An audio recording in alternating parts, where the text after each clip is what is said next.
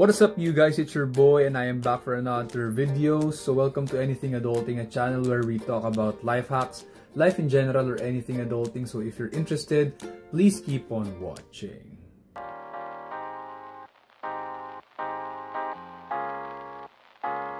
Alright, so to give you guys an idea why I am creating this video, it is because sumali kasi ako ng mga groups sa Facebook when I was about to buy a car, but now I already bought the car. So meron akong mga nakikita dong comments or questions, which car should they buy? So una sa lahat, itong guide na ginagawa ko as a car owner or as a person who bought recently a car is for those undecided pa kung ano ba talaga yung sasakyan na bibilin nila. So una, gusto kong ibigay sa inyo yung tips on how you will be buying your car, when, what, or this is just my thoughts and perspectives kapag ikaw ay nagpaplanong bumili ng sasakyan. So let's go. So una, gusto kong sabihin sa inyo right off the bat, walang perfect car out there. May budget ka man o wala kang budget, walang perfect car para sa'yo there. Bakit? Kasi regardless of the price you will be paying, there will always be a part of your car na could be better. Alam mo yon? So, may mga parte talaga ng sasakyan mo na dapat ganito na lang. Kasi it's very subjective, guys. If you are asking what to buy in a Facebook group, dapat meron na kayong prospect car. Ibig sabihin, meron na kayong gustong mga sasakyan na pinagpipilian nyo lang or tinitimbang nyo lang talaga kung ano yung review ng mga car owners who recently also bought a car or that specific yung car na gusto mo, na type mo. Okay? So una, right off the bat, walang perfect car out there. May budget ka man o wala, you'll be paying it in cash or magka-car loan ka. Wala po talagang perfect car out there. Why am I saying this? It is because gusto kong malaman ng tao na kasi gusto nating masulit ang pera natin eh. Every penny na meron tayo na ibabayad mo sa sasakyan, gusto mo masulit and ma-ROI. Given naman po yun. Pero sana, alam nyo din na there is no perfect product being offered currently out there. Wala po talagang perfect product na ino-offer out there. There will always be a part of your car, a part of a car, na bibilin mo na could be better. Ngayon, ang sa akin lang is kaya ko din to sinasabi, it is because do not feel bad kung pag nabili mo yung sasakyan at dun mo lang nalaman na may ganito na hindi mo gusto, eh parang nawalan ka na ng pag-asa or parang hindi mo na gusto. Una sa lahat, we can always have our way, our twists and ticks para maging better yung parte ng sasakyan mo na hindi mo masyado gusto.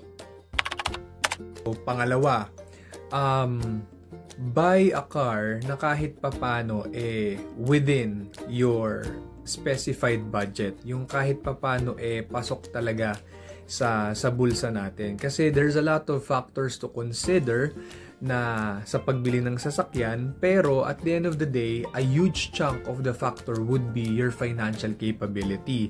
So wag naman po tayo yung parang suntok sa buwan na kukuha ng, let's say for example, Audi or BMW, pero alam mo namang meron nga kaming common joke sa family ko na for the dying, or ibig sabihin, ang ganda nga ng sasakyan mo, pero alam mo yun, isa-sacrifice mo naman yung ibang aspects ng buhay mo. Wag naman po tayo ganon. So again, a lot of factors to consider, but a huge chunk of the factor na i-consider talaga natin would be yung financial capability natin. So again, let's always go back to the core of us. Why are we buying a car? Una sa lahat is because a car can travel you from point A to point B. Yun talaga ang purpose ng car na yan. Comfort, aesthetic-wise comes next. Huwag po tayo mawala sa mga pagkakataon na kung ano ba talaga yung purpose ng sasakyan. Kasi obviously, guys, we all want to have a big car. Sino ba namang ayaw ng Fortuner, ng Montero, ng Ford Everest, di ba? Ng Land Cruiser, ng Range Rover. Alam mo yung ibig ko sabihin? Sino ba namang ayaw ng mga ganung mga sasakyan? Even a sports car. Di ba? Lahat naman tayo, it's innate or a part of us being humans na we always want the best out there. But again, if you can save up for it, if you can buy a cash doon, wala po tayong problema if you all have the means of buying a car. Pero again, sa akin lang is stick with your budget, and also marami pa kayong paghahandaan after you bought a car, because at the end of the day, car is not an investment, it's a liability, kasi once you bought a car, tuloy-tuloy na po ang gastos nyo dyan. Meron kang gas, toll, maintenance, and kung gusto mo papagandahin, lahat po talaga ng perang gagastosin nyo sa sasakyan palabas, not unless you will be using the car for business, like yung mga Grab, taxi, or stuff, whatever, kayo na pong bahala doon. But again, the second tip na gusto kong ibigay sa inyo is, again, buy a car that fits within your budget. So, yung pangatlong tip ko naman po para sa inyo, kung kayo ay nagpaplanong bumili ng sasakyan, is have your negotiables and non-negotiables. Ibig sabihin, as we prospect a car, as we buy a car within our budget, gusto rin kasi natin, guys, yung malaman kung ano yung specs. Yun ang mga pinag-aaralan natin. Huwag po tayo bumili ng sasakyan dahil lang sa sinabi ni ginto maganda, sinabi na ganyan. Gusto naman din natin bumili ng sasakyan na gusto talaga natin, napasok talaga sa pangangailangan natin or sa lifestyle natin. So, ang ibig kong sabihin ng have your negotiable and non-negotiable. So, let's say for example, on my experience, no? Bigyan ko kayo ng example and base rin sa experience ko po. Meron kasi yan oftentimes na tatlong variant. Okay? Tatlong variant ng sasakyan na gusto mo. Meron tayong base, middle, and yung top specs or top of the line na variant ng sasakyan. So, gusto kong sabihin sa inyo na have your negotiables and non-negotiable. Example, tatlong variant ng sasakyan na gusto mo have the same engine, pero nagkakaiba lang sa specs na ino-offer. So, bigyan ko kayo ng example based on my experience. Para sa akin, negotiable, ibig sabihin, okay lang sa akin kung ang interior sa loob hindi itim. Okay lang sa akin yung medyo may pagka-cream na interior, wala po tayong problema doon. Bigyan ko kayo ng pangalawang negotiable ko. Negotiable din sa akin kung hindi leather seats. Okay lang po sa akin ng fabric seats. Wala tayong problema doon. And then, let's say for example, yung mga sensing, yung mga auto-fold ng side mirror, kung ayun ay okay lang sa'yo, negotiable sa'yo, bakit ka bibili ng top of the line kung alam mo namang hindi naman ganun ka-life-changing yung experience and yung specs na mabibili mo? Kasi guys, we are not talking about a few thousands of pesos here. We are talking about 5 digits to 6 or 100,000 of pesos difference dito. So kung yun ang mga negotiable sa'yo, katulad ng having a leather seats, guys, magkano lang magpa-leather seats sa labas ng kasa? Or magkano lang magpa-leather seats outside of your car dealership? 5 digits din yun, pero at least mas mura siya in comparison sa itataas or iaangat or ipapalo ng presyo from base variant to middle or to the top of the line. We're talking about hundreds of thousands of pesos dito. So again, have your negotiables and non-negotiables, kasi guys, sayang ang pera. It can also help you to somewhat maximize every penny na ibabayad nyo sa sasakyan.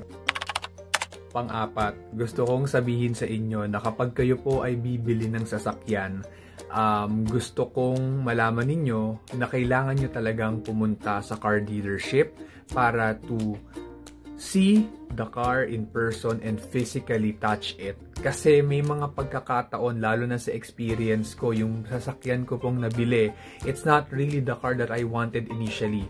Pero kasi nung binisita ko yung sasakyan na gusto ko, ang liit po talaga sa akin nung sasakyan. Iba kasi yung itsura ng mga sasakyan online, iba din kasi yung feel at itsura niya kapag, or nito, sa personal. So, kailangan nyo po talagang, pang-apat na tip, pumunta sa car dealership and then, i-feel, upuan yung sasakyan and i-check lahat ng pwede nyong i-check, like yung seats, yung aircon vents, like yung manubela, like gaano kataas ang gulong, alam mo yon, yung gaano kalaki ang gulong or yung makina, naka-display po yan lahat sa showroom nila. Ngayon, pang-lima na lang din, pang-limang tip para sa mga gustong bumili ng sasakyan, no? Ang pang-lima kong lang sasabihin sa inyo, book a test drive. merong mga unit yang mga car dealership na yan na pwede po kayong mag-test drive para ma-feel mo yung sasakyan. Paano ba tumakbo? Ano ba yung feel ng manubela if you're making a U-turn, making a right, left turn, reversing, para po talaga mas masulit ninyo bago kayo bumili ng sasakyan ng pera ninyo. Okay, libre po magpa-book ng test drive sa mga car dealerships. So huwag kayong mahiya kasi customer kayo, especially kung alam nyong bibili talaga kayo ng sasakyan. Huwag po tayo mahiya magpa-book ng test drive sa mga car dealership. It's a part of a process, and it's really a part of your deciding factor din talaga. Sa akin lang, do not feel bad if the car that you've bought is hindi perfect, because given yan, wala po talagang perfect. Even you buy the most expensive car out there, there will always be a part of your car na you would feel it could be better. Pero again, at the end of the day, buy the car that you like, fits in your budget, and have your negotiables and non-negotiables para mabili mo talaga yung car na pasok sa budget mo, or yung car na inaay mo, or dream car mo in the future. I hope this video, guys, helps you when it comes to you deciding which car to buy. And also, take note, guys, wag kayong masyado ding magtanong ng question sa mga Facebook group. I know it's the purpose of that community na ginoinan nyo, pero kailangan mas lamang ang gusto mo sa naririnig mo. Kasi yung question nating what ifs will always be there. Okay? Pero ang gusto ko lang sabihin sa inyo is that mas mabuti nang matuto ka sa sarili mong experience kesa yung nakinig ka tapos magsisi ka kasi hindi mo binili yung gusto mo. Kailangan talaga yung bibilin mo is yung gusto mo, because again, this is a conversation na mahal. Kasi mahal talaga magsasakyan these days, no? So, yun lang naman. I hope this helps. Kasi if you guys also, gusto ko lang din idagdag bago tayo magtapos dito, no? Gusto ko lang kasing malaman ninyo na lahat ng sasagot sa comment section sa pagtatanungan nyo kung ito bang sasakyan or ito ang gusto ninyo, gusto kong malaman ninyo na subjective lahat. Maaaring sa kanila, sa karamihan, ito ang maganda, pero sa'yo pala hindi. So yun ang gusto kong iparating sa inyo, na everything is subjective. Buy the car that you like, buy the car that fits within your budget, and have your negotiables and non-negotiables, so that it will be a learning experience for us, not just for me, but also for your choices in life in the future and in your purchasing power. I hope this helps.